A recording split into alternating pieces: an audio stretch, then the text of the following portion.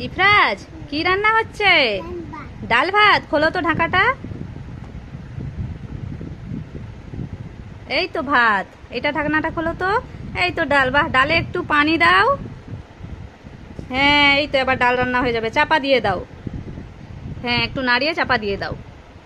এই তো এবারে ডাল রান্না হয়ে যাবে।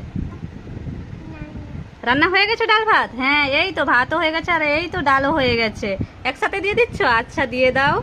এবার প্লেটে ঢেলে নাও। হ্যাঁ, এই তো, বাহ, গুড। হ্যাঁ, ভাত চাপা দিয়ে দাও। হ্যাঁ, এরপরে কি রান্না হবে আর? মাছ রান্না হবে? আচ্ছা। এই তো, বাহ, মাছ রান্নাও তো হচ্ছে। খুব সুন্দর, মাছ ভাজা তো হয়ে গেছে।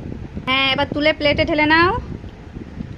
বাহ, বাবুকে মাছ খাওয়াও। হ্যাঁ হ্যাঁ, ভাতও খাইয়ে দাও বাবুকে। এই তো, বাহ, খুব সুন্দর হয়েছে।